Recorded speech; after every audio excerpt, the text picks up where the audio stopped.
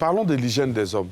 Alors, l'hygiène des hommes... Hein? Les hommes, la plupart du temps, parlent de l'hygiène des femmes, mais... Ils s'oublient. Oui, ils s'oublient. Nous oublions. Ah oui. Vous savez, moi, par exemple, la première fois que j'ai vu mon époux, son parfum, l'odeur... Non, ça, avant lui. Avant lui. Ah non, avant lui, voilà. l'odeur toujours. Parce que je me dis déjà... Bon, lui que tu as croisé, et puis il sentait là. Il sentait, mais je les bras. Mais très tôt. Direct. C'est même pas le loin, il n'y a pas... Mais pourquoi tu ne lui as pas dit? Mais je ne lui ai dit, justement. Et comme on parlait des us et coutumes et traditions et du machisme, il y a des hommes qui n'acceptent pas. Oui, il y a d'autres même si tu le dis, avec même un cadeau, avec une situation, même avec... Tu me traces même le trait sur la poitrine, mais chérie, écoute. Mais il ne va pas comprendre. Ouais, parce que moi, j'ai un exemple, j'ai un vécu.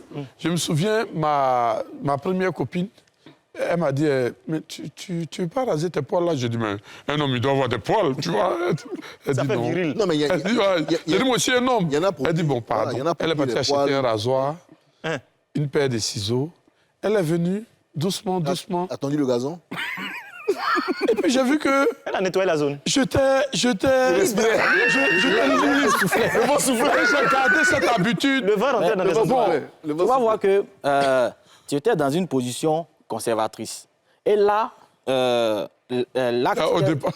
Oui, au départ. J'ai joué les deux. Oui, tu as joué les deux parce que tu ne voulais pas. Jean, c'est quoi, c'est quoi. Mais quand elle a fait, tu as senti une forme de libération. Voilà, tu étais libre. Donc, quand on est beaucoup dans une position de conservateur, on a peur de franchir le pas. Parce que quoi? On résiste au changement.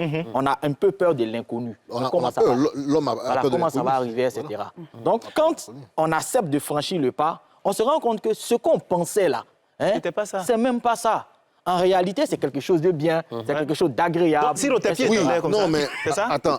J'ai parlé de poumons, tu as parlé de potons. Tu t'es placé comme ça. Moi, je voudrais dire quelque chose enfin, rebondir sur ce que Mme Agnero disait.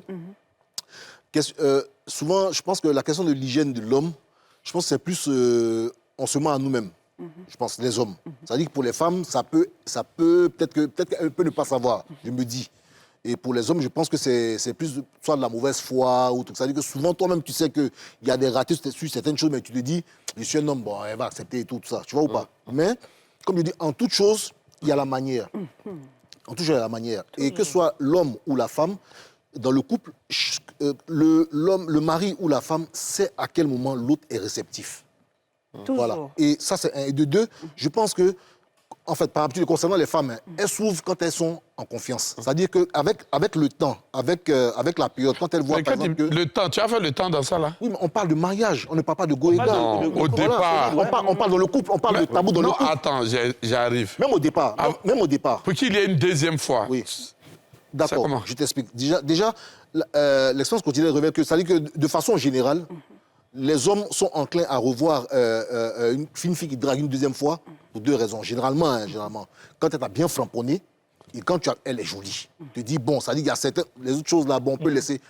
Ça dit que déjà, tu vas l'appeler, quand tu es quelque part, tu l'appelles. Quand elle vient, la gaule est jolie, après elle flamponne bien. Donc déjà, c'est pour ça. Et au fur et à mesure que vous voyez, que vous rencontrez et tout ça, qu'il y a plus d'affinité et tout, je pense que... On parle d'une go que tu as croisée, elle est jolie, oui, mais elle a un problème d'hygiène.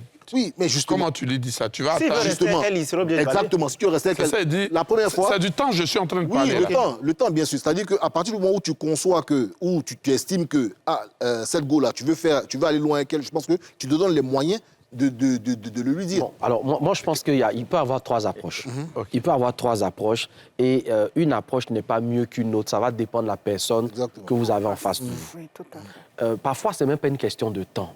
Ça peut se faire au même moment, mais là, je vais revenir sur ce que M. Nou a dit. Ça va dépendre aussi du ton sur lequel je parle à la personne. Parce que je peux vraiment avoir été inconfortable avec la personne au cours du rapport sexuel ou peut-être même au cours de l'échange. Parce que ça peut être une hygiène buccale aussi. Parce que la personne te parle, tu as du mal à continuer à écouter la personne parce que ça ne va pas. Tu entends très vite. Alors, la première des choses, comme j'aime à le dire là, c'est peut-être d'utiliser la stratégie de la sagesse. C'est quoi la stratégie de la sagesse? C'est par exemple dire à la personne, écoute, je ne sais pas si tu as un souci de santé, mais parfois, des problèmes de santé au niveau interne peuvent agir, par exemple, sur la mauvaise haleine. D'accord? On n'est pas obligé d'établir ça. Voilà. On peut utiliser des expressions qui permettent à la personne d'accueillir favorablement ce que nous sommes en train de lui dire. Ça, c'est la voie de la sagesse. Donc, on va passer par la maladie. Peut-être que là, c'est une maladie. Peut-être que tu ne le sais pas. Donc, j'essaie de te montrer quelque chose que j'ai constaté. D'accord?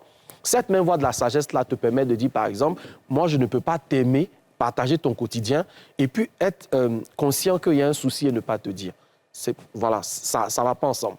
La deuxième chose, non, je termine. La deuxième chose fondamentale, Siro, c'est quand, par exemple, tu utilises la voie de la sagesse et que malgré tout, la personne essaie, en fait, de justifier. C'est un peu comme si, en fait, elle estimait que c'était normal. Ouais.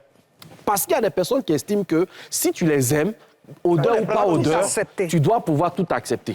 C'est un peu comme les personnes impolies qui estiment que si tu les aimes malgré leur impolitesse, tu dois les prendre comme ça. Non, c'est de l'impolitesse. Comment dire tout accepter? Troisième et dernière stratégie, comme a dit Mme Siloué tout à l'heure, moi j'aime l'appeler Mme Siloué, oui, Mme Siloué. c'est vraiment en fait d'accompagner la personne dans la situation.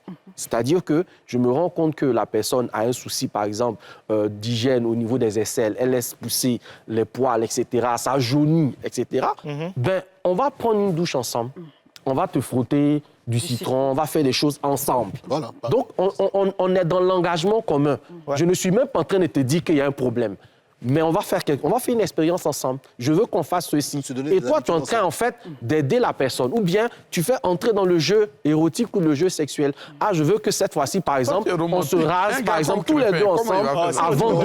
Et on règle en même temps, on règle en même temps le problème. En rasant la personne, je me rase aussi. Donc, ce n'est pas comme si je suis en train de t'accuser. On fait quelque chose ensemble. Et progressivement, le problème va être réglé si le problème n'est pas peut-être médical, ou bien si ça ne nécessite pas de médicaments. Voilà, oui, spirituel aussi. Je veux dire un truc. Effectivement, on a parlé d'hygiène buccale, il y a l'hygiène corporelle, mais il y a un facteur qu'on oublie, il y a l'hygiène mentale aussi. Tout à fait. Il y a l'hygiène mentale. Il y a des gens qui n'ont pas tiré un trait sur leur passé. Donc, il y a des choses là, on ne doit pas leur parler de ça. Il y a des choses, il y a des sujets qu'on ne doit pas aborder. Parce que dans leur passé, ils ont vécu ça. Donc, tu ne vas pas venir leur dire ça maintenant pour réveiller certaines choses. Il y a des gens aussi qui ont ce qu'on appelle la peur de l'abandon. Donc, ces personnes-là auront tendance à ne pas qu'on leur dise non, à ne pas qu'on leur dise que non, ça, je ne fais pas, etc. Ces personnes auront tendance à vouloir qu'on soit là de façon exclusive pour elles. Donc, ça veut dire même le moment de repos va être considéré pour cette personne-là comme un affront. Donc, ça veut dire que même ce petit moment de distance va être considéré comme un problème. Donc, du coup, l'hygiène mentale de la personne-là, ce n'est pas très stable. Donc, du coup, c'est de comprendre cette personne et puis voir comment aider cette personne-là d'abord à s'équilibrer mentalement.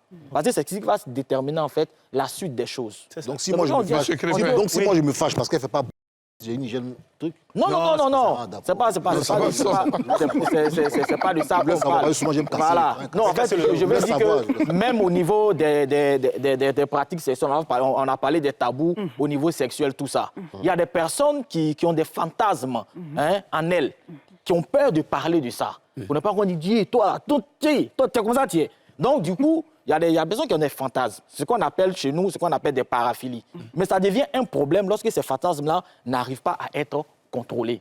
Il y en a par exemple qui sont pygophiles, c'est-à-dire qu'ils sont passionnés par les fesses. Oui. Tu vois un peu, ils sont passionnés par les fesses. Donc du coup,